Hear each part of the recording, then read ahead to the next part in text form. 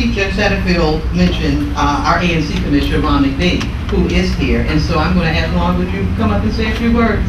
Thank you. And as Ron makes it up,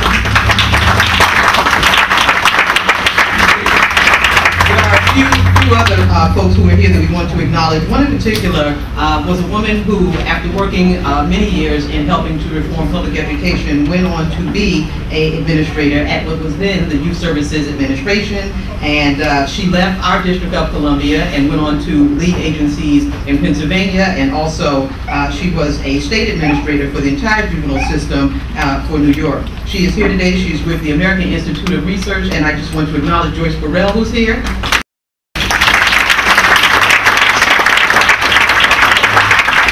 Next to her is Lorraine Dorsey, who is the Chief of Committed Services on behalf of Neil Stanley for DYRS. Carol DeJune, the Chief Operating Officer for Psychiatric Institute of Washington, which is an important part of our continuum where you've been here. And we've also got representatives from our shelter homes, our group homes, and all of our juvenile providers. And with that said, it's my pleasure to introduce to you our Area Neighborhood Commissioner, Ron McBee. Well, thank you. I didn't think we were going to get to this day, but here we are. It's raining, but I think we're prepared. I want to say thank you to everybody in the court system for working with us here in the community.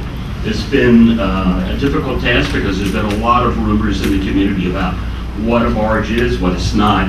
And I think we tried to work very hard to assure our community here at Southwest and our near Southeast community that this program is going to be an attribute for us all.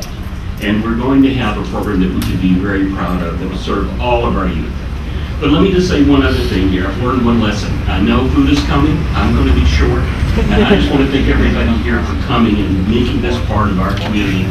And thank you very much.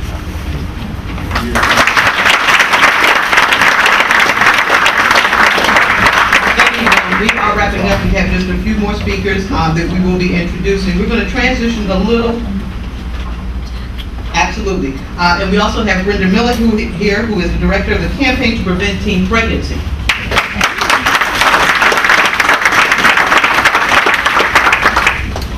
We are going to transition just a bit into the criminal justice world because we have some of our partners who are here. But I do want to underscore one thing, and that is how wonderful it is to look back and see that 10 years ago we were ranked as one of the last nations. In other words, when they rank the states in terms of who has the best systems and programs, it's from #1 to down to 50 in the states, and then it would be and the District of Columbia.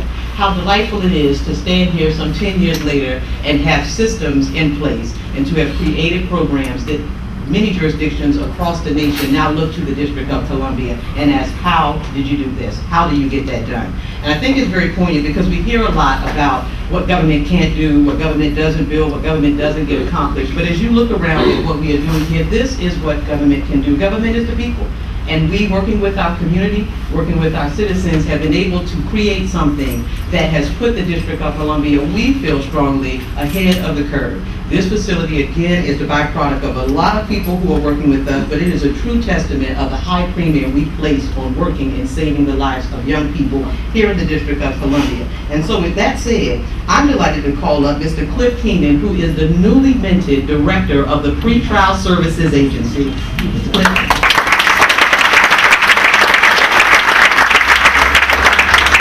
Well, good morning, everybody. Again, I am the Director of Pretrial Services. My name is Cliff Keenan. I'm very proud to be here in that capacity. Pretrial, for those who don't know it, we're an independent entity under CSOSA, the Court Services and Offender Supervision Agency. The difference is CSOSA supervises persons who have been convicted. Our persons are all innocent because they're all pretrial. We only work with adults, so hopefully the children who come through this facility, as well as through Andy Foyce's shop with Jim White, we're not going to see them in the adult system. But if I could just say this, I have been in the DC criminal justice system since 1973. I started as a police officer. I've seen lots of families, which have situations which continue from year to year. My wife and I have been very blessed to have 8 children, and they all grew up in a very law enforcement atmosphere. But guess what? 3.5 of them, had their contact with the system. We did the very best we could, and we gave them all the opportunities, but it could happen to anybody.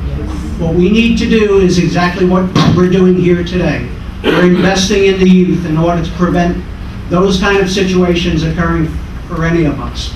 And for those of us who don't have children in the system, please understand, you too have a responsibility because they are part of our community.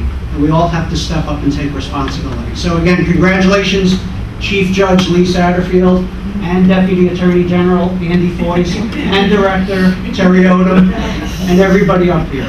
But again, great job to all of you. Thank you.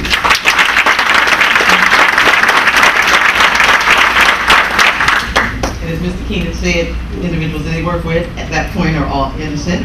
However, once you get adjudicated, there's another part to our adult criminal justice system which provides the supervision, and that is the Court Services and Offender Supervision Agency. And so the person that I'm about to introduce, we've all worked with for a number of years.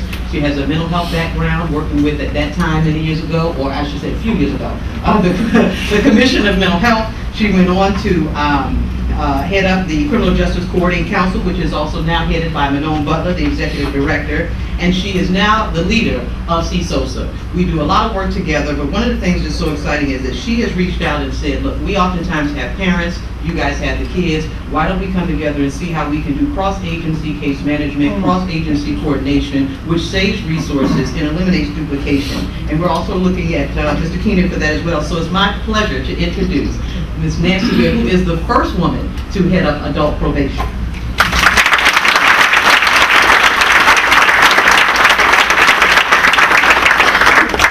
Thank you, Terry, and I'm going to be brief because you've had a lot of speakers this morning, but I just want to commend the DC Superior Court Social Services for pulling this off, really, for Washington, D.C. and for the children and youth of Washington, D.C. For many years, many of us in this room and others outside of this room have watched our children be confined in really abysmal circumstances, in facilities that really don't even speak to their being able to be a part in a constructive way of our community. And facilities like this give them the message that they matter to us and that we care about the kinds of programming and facilities that we provide for them, and that we have alternatives for them beyond just incarcerating them and watching them grow up in the criminal justice system. So I'm very proud to be here with Terry and others here who worked so hard to make this happen. I'm looking around the room at Chief Judge, of course, Satterfield, Tommy Wells, and Judge Bush, and others who worked, and Quincy, of course, who worked really hard to make sure that these are the kinds of programs that we can provide for our kids here in Washington, because they deserve that. And if they're not violent criminals, if they haven't committed violent crimes, they deserve every opportunity that we can possibly give them to succeed. And when you give them the message that they deserve facilities like this, programming like this, where they can learn culinary arts, they can learn how to, silk screening, thank you, and using computers.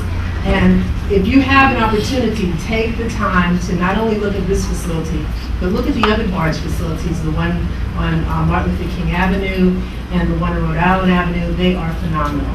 So I'm so happy for you. I'm happy for the courts, but I'm most importantly happy for the citizens of Washington and the children that we serve here in this city. And I'm looking forward to working closely with Court Social Services over the next few years to make sure that we improve the services that we provide, not just to the kids, but also to their families. So thank you.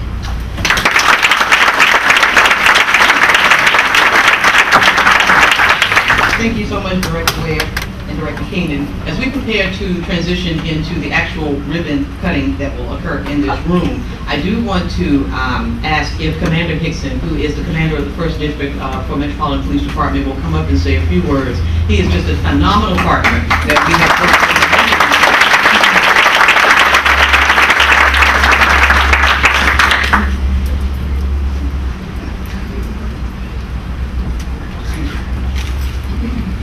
He used to try my homicide cases many, many years ago. My name is Danny Hickson. I'm the commander of the 1st District, and Terry got me. This is not the first time. I didn't know I was going to actually speak. But I'm happy to be here.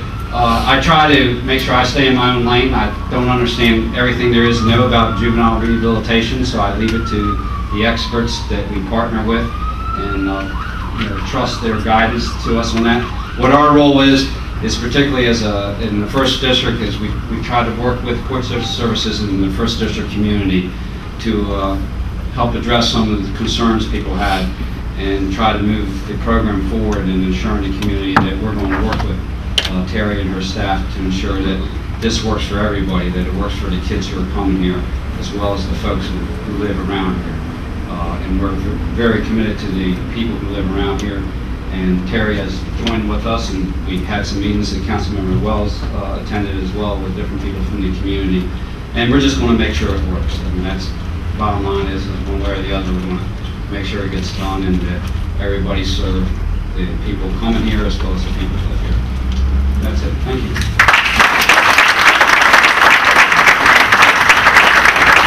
you. And as we prepare to set up the ribbon, I do want to just acknowledge all of the staff at Court Services who worked so hard to put this together. I mean, the past couple of days we have been doing things that most POs never doing, from going out behind barriers to block off the street to generators and different things, and getting this all set up, working with our fabulous court staff. And so there are too many folks who, and I don't want to forget anyone, but I just want to say to all of our staff, to all of our teams who are here, thank you so much. This would not be possible without you. And so now as we have the ribbon, and I guess we're going to make sure we got the right length here. It's kind of like the Olympics. Okay, and we're going to give out the scissors. Everybody has their scissors? Okay. All right, I feel like Eddie Murphy in Heist. Did Joe Bobby Pin? Everyone will come on with the scissors so that we can get the ribbon cutting underway. Oh, and I hear here. Okay. All right. You got it? I'm going to count.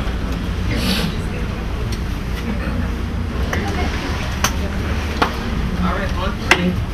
1, 2, 3. I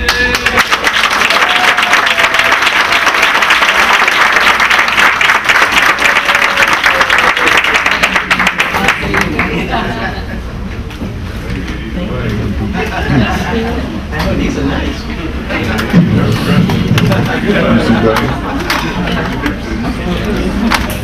Okay, ladies and gentlemen, this concludes the formal part of the ceremony. What we're doing right now is we're going to allow you to talk amongst yourselves, but please, we encourage you. The drop-in center is right next door. We want you to tour it. The caterers are here. They will be setting up the food. Just give us 10 minutes. And also, refreshments are, everything is over there. Okay, so we have refreshments in the drop-in center, and we're setting up refreshments over here as well. And we also were able to get refreshments from Lucky Kebab here in Southwest. Yes, so please, enjoy yourselves. Thank you. Yeah.